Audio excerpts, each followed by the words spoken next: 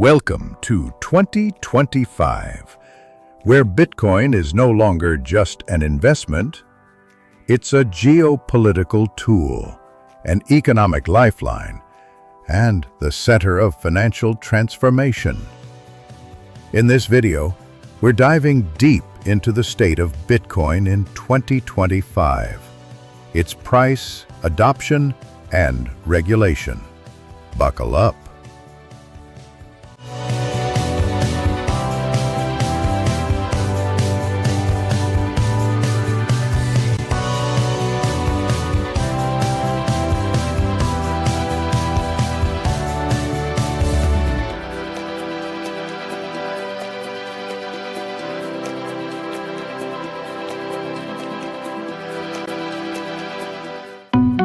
April halving. Full effect seen mid-2025.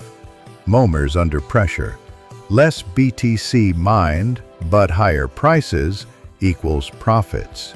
Culmination shock is plus ETF demand equals bullish setup. Spot ETFs and institutional flow. BlackRock, Fidelity, ARK Bitcoin ETFs, tens of billions in AUM.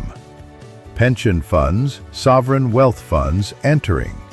Bitcoin seen as digital oil for financial portfolios. Global liquidity and inflation hedging. Fed pivot, lower rates. Bitcoin outperforming gold and real estate. Retail investors seeking inflation-resistant assets. Key metrics and on-chain signals. Record number of long-term holders. Decline in exchange balances equals hodling trend. Whale accumulation growing. Strategic positioning. Sovereign Bitcoin accumulation. Bhutan, El Salvador, and now UAE and Kazakhstan diversifying reserves. Bitcoin becoming part of strategic reserves. Companies like MicroStrategy, Tesla, and newer players adding BTC. Bitcoin as a cash alternative during dollar debasement. Africa, mobile wallets using Lightning for cross-border transfers. South America, Argentina, and Venezuela using BTC for remittance and inflation protection. Asia, Vietnam, Philippines showing grassroots Bitcoin usage. 18 to 30 demographic trusts BTC more than traditional banks. TikTok, YouTube, and Reddit driving new onboarding. Gamified finance, DeFi plus BTC integrations booming. Instant, nearly free transactions used by exchanges, merchants, and even banks. Foundation for Bitcoin as a medium of exchange. Spot ETF approval changed everything. Biden admin rolled out final crypto framework in late 2024. SEC treating BTC as a commodity. CBDC still stalled. Bitcoin gains trust as public alternative.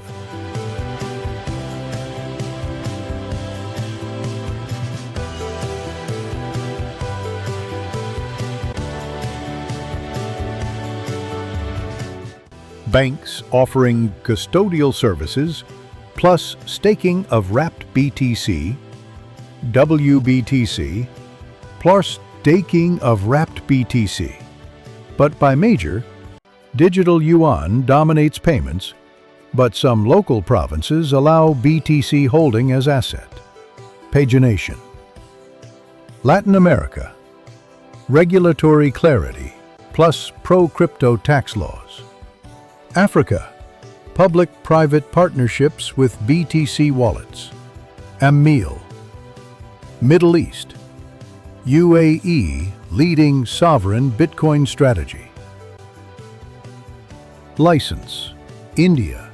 Split approach: strict on altcoins, moderate on Bitcoin. Bin parents: US-China tensions. BTC as neutral asset. Sanctions may drive states to hold BTC, sparing for overregulation in sensitive regions. Overseas: hacks still a problem. FSE DEX exploits. FSE: push toward multi-sig hardware. Quantum resistance in development. Bitcoin core community monitoring closely. ETF inflows could be double-edged. Concentration of power. Whales plus TradFi could influence short-term swings. Top analysts see 150,000 to 250,000 as realistic. If ETF flows continue, plus fiat debasement intensifies, 500,000 is not off the table. Will countries eventually compete for BTC? Bitcoin-native economies could emerge. Legal tender debates may reignite in Asia and Africa. ESG battle slowly shifting, clean mining initiatives growing. Proof of work narrative being reframed as a necessary trade-off for trust. So what is Bitcoin in 2025?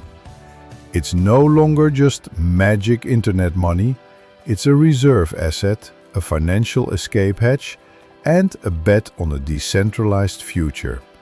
Whether you're bullish, bearish, or just Bitcoin curious, one thing is clear: the world is changing fast, and Bitcoin is right at the center of it. In 2025, two visions of the future of money are colliding. On one side, Bitcoin, decentralized, borderless, uncensorable. On the other, CBDCs, central bank digital currencies, programmable, traceable, and fully controlled by the state. As more countries roll out national digital currencies, the question is, can Bitcoin hold its ground? Or will CBDCs dominate the next financial era? CBDCs are essentially the digital versions of fiat currencies, issued and controlled by central banks. They're not like stable coins. They're not backed by collateral like USDC or tethered to bank deposits. They are programmable money, where the issuer can set conditions for use, who can spend it, where, when, and on what. In 2025, we're seeing live rollouts of CBDCs in China, digital yuan; Nigeria, e-naira; India, digital rupee; Brazil, drex; and pilot programs across the EU, UK, and even in the US FedNow infrastructure. Bitcoin is the antithesis of everything CBDCs represent. It has no central issuer. It's supply capped at 21 million. No one can freeze or reverse your transaction. It doesn't care about borders, political regimes, or monetary policy. And that's exactly why it's thriving alongside CBDCs, not being replaced by them.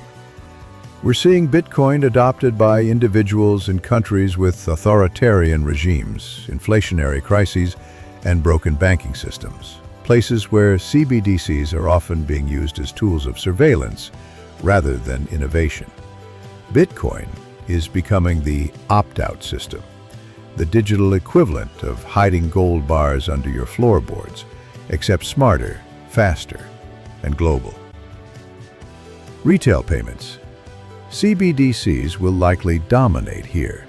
They're government-backed, seamlessly integrated into banking apps, and they come with legal backing.